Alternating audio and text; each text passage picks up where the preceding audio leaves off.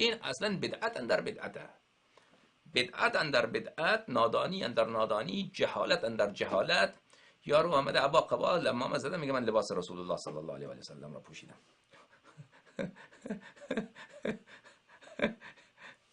بله. اون یارو دیگرش هم که عبا قبا میزنه میگه من نایب امام زمان علیه السلام.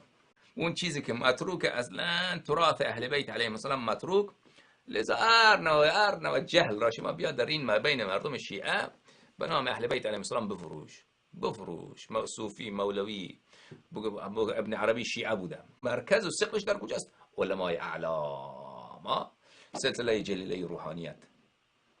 تمام مرکز فساد سلسله جلیله روحانیت.